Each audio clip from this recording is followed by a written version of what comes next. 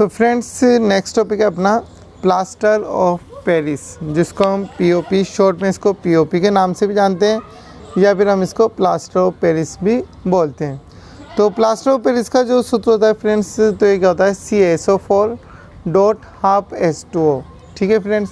अब यहाँ एक चीज़ ध्यान रखना फ्रेंड्स, ये चीज़ अक्सर कंफ्यूज कर देती है, विशेष तौर पर जो कंपटीशन वाले हैं उनको तो विशेष तौर पे कंफ्यूज करती है, बाकी 10th क्लास लेवल के स्टूडेंट को भी इसमें कंफ्यूज हो सकते हैं। तो आप इसमें एक चीज़ ध्यान रखना कि जो CaSO4 जो हम लिखते हैं इसके साथ हमने क्या लिखा, .1/2H2O। एक तो ये सूत्र है।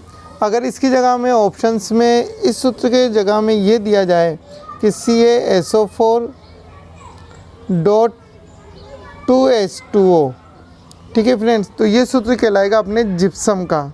ये सूत्र क्या हो जाएगा, अपने जिप्सम का सूत्र हो जाएगा। मगर इसकी जगह अगर यहाँ पर हो 1H2O और इधर जो कैल्शियम सल्फेट हो, ये क्या हो, 2 अणु हो। अगर कैल्शियम सल्फेट के 2 अणु हैं और उसमें आधा अणु क्या हो, 1 अणु किसका हो, जल का हो, तो इसका मतलब क्या हुआ, 2 अणु का आधा क्या हुआ, 1 ही हुआ है। तो ये भी क्या कहलाएगा, आपके POP। इस चीज़ को समझना फ्रेंड्स, इस चीज़ को ध्यान रखना कि कैल्शियम सल्फेट का 1 अणु है, ठीक, तो उसके अंदर आधा अणु क्या है, वाटर, जल का आधा अणु है, तो इसे हम क्या कह रहे हैं, POP। और कैल्शियम सल्फेट के 2 अणु हैं और उसमें आधा मतलब 1 अणु किसका है, जल का, तो ये 2 का आधा क्या हुआ, 1 ही हुआ, तो ये भी क्या कहलाएगा, POP। तो इस चीज़ का विशेष ध्यान रखना फ्रेंड्स कि कैल्शियम सल्फेट के अर्धहाइड्रेट को हम क्या कहते हैं, POP कहते हैं। वहाँ पर आपके 1/2 या 1 हो, आप साथ में कैल्शियम सल्फेट के अणु भी देखना कि कैल्शियम सल्फेट के अणु कितने हैं, क्योंकि अपनी परिभाषा के अकॉर्डिंग हमें याद रखना है कि कैल्शियम सल्फेट के अर्धहाइड्रेट को हम क्या कहते हैं, POP कहते हैं।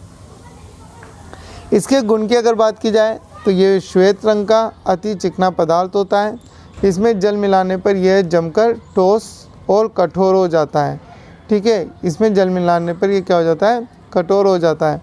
ये जिप्सम का कठोर रूप होता है। जैसा कि मैंने आपसे कहा है फ्रेंड्स अभी कि जिप्सम का सूत्र क्या होता है, CaSO4.2H2O।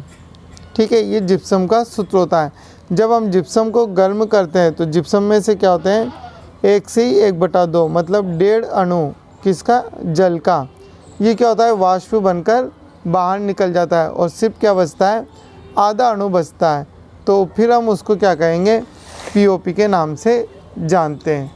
ठीक, जैसे कि हम इसके निर्माण में बात करते हैं कि जिप्सम को 373 केल्विन, यहाँ पर फ्रेंड्स बुक में 93 दिया हुआ है, तो आप उस हिसाब से याद रख लेना कि जिप्सम को 373 केल्विन पर गर्म करके POP प्राप्त किया जाता है। इसे जिप्सम का आंशिक निर्जलीकरण भी कहते हैं। जैसे कि यहाँ देखिए आप CaSO4.2H2O, तो ये फॉर्मूला किसका हुआ, जिप्सम का। कैल्शियम सल्फेट में जब 2 अणु जल के हैं तो वो क्या कहलाएगा, जिप्सम। और जैसे हम उसको गर्म करते हैं, गर्म करने पर 1.5 अणु जल का 1.5 अणु तो वाष्पित बनकर बाहर उड़ जाता है और सिर्फ क्या बचता है, आधा अणु बचता है। तो कैल्शियम सल्फेट के अर्धहाइड्रेट को हम किस नाम से जानते हैं फ्रेंड्स, फिर POP के नाम से जानते हैं, प्लास्टर ऑफ पेरिस के POP को। और फिर इसके बाद प्लास्टर ऑफ पेरिस को और अधिक गर्म करने पर संपूर्ण जल वाष्पित हो जाता है और जो आधा अणु जल का बचा वो भी क्या हो गया, वाष्पित हो गया। तो अब उसे हम क्या कहेंगे, उसे मृत तापीय प्लास्टर कहते हैं। POP को यदि हम और गर्म करते हैं और उसमें जो आधा अणु जल का बचा वो भी वाष्पित हो जाता है, तो फिर हम उसे किस नाम से जानेंगे, मृत तापीय प्लास्टर। ठीक है फ्रेंड्स। तो अब हम बात करते हैं इसके उपयोग। तो उपयोग बहुत सिंपल है इसके। मूर्तियाँ व खिलौने बनाने में जो भी बाज़ार में जो मूर्तियाँ मिलती है वो सब किसकी बनी होती है, POP की बनी होती है, जिसके कारण वो क्या होती है, चिकनी दिखाई देती है। तो मूर्तियाँ बनाने में, हड्डियाँ जोड़ने में, जो हाथ पैरों में जो प्लास्टर बांधे जाते हैं वो किसके बने होते हैं, POP के। उसके ऊपर जो लेप होता है वो किसका होता है, POP का होता है।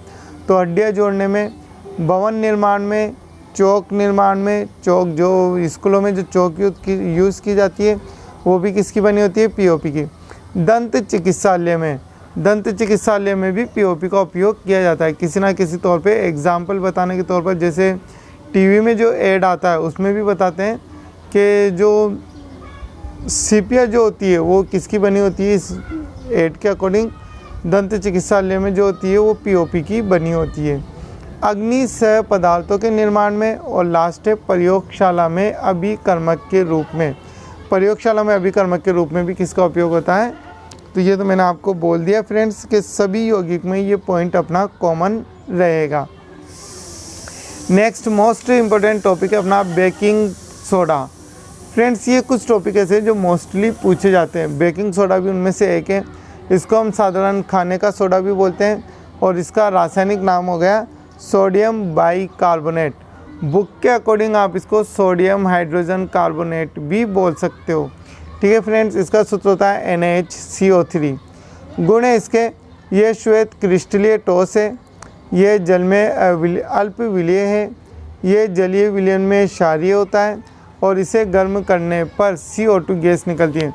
फ्रेंड्स बेकिंग सोडे का उपयोग हम पहले भी मैंने बताया था आपको कि पेट की अम्लीयता दूर करने में किसका उपयोग करते हैं, मिल्क ऑफ मैग्नीशियम। दूसरा उदाहरण दिया था मैंने बेकिंग सोडा। बेकिंग सोडा भी एक ऐसा होता है जिसके पेट के अम्लीय, क्योंकि क्षारीय विलयन होता है और क्षार क्या होता है जो अम्ल के गुणों को नष्ट कर देता है। तो इसका उपयोग भी हम किस में कर सकते हैं, पेट की अम्लीयता दूर करने में। निर्माण, अब निर्माण मैंने आपसे बोला था, यदि आपको सोडियम हाइड्रोक्साइड का निर्माण समझ में आ गया कि सोडियम हाइड्रोक्साइड का निर्माण कैसे होता है, तो आपको बेकिंग सोडे का निर्माण बहुत इजीली समझ में आ जाएगा। सोडियम हाइड्रोक्साइड में हमने लिखा था कि अमोनियम से संतृप्त, वहाँ हमने लिखा था कि सोडियम क्लोराइड के जलीय विलयन में हम क्या कर रहे थे, विद्युत धारा प्रवाहित कर रहे थे, तो हमें क्या प्राप्त हो रहा था, सोडियम हाइड्रोक्साइड। यहाँ थोड़ा सा चेंजेस करना है फ्रेंड्स कि यहाँ पे हमें क्या लिखना है, अमोनियम से संतृप्त। यहाँ हम साथ में क्या लिखेंगे, अमोनियम से संतृप्त सोडियम क्लोराइड के जलीय विलयन में अब हम यहाँ प्रवाहित क्या करेंगे, CO2 गैस। कि अमोनियम से संतृप्त सोडियम क्लोराइड के जलीय विलयन में CO2 गैस प्रवाहित करते हैं तो हमें क्या प्राप्त होता है, सोडियम बाइकार्बोनेट प्राप्त होता है। साथ में इसमें क्या बन जाता है, ठीक है, अमोनियम क्लोराइड। तो फ्रेंड्स इस चीज़ का ध्यान रखना। तो ये इसका निर्माण हो गया। आप समीकरण से ही समझे ताकि आपको थ्योरी याद नहीं करनी पड़ेगी यदि आप समीकरण से समझ जाते हो तो, कि अमोनियम से संतृप्त सोडियम क्लोराइड के जलीय विलयन में CO2 गैस प्रवाहित करने पर सोडियम बाइकार्बोनेट प्राप्त होता है। अब बात करते हैं हम इसके उपयोग की। तो इसके उपयोग भी मोस्टली पूछे जाते हैं पेपर में, तो आप इसके उपयोग अच्छे से याद रखें कि बेकिंग पाउडर के रूप में, भोजन के रूप में, इनो जैसे लवण बनाने में, क्योंकि क्षारीय होता है इस वजह से इनो जैसे लवण बनाने में।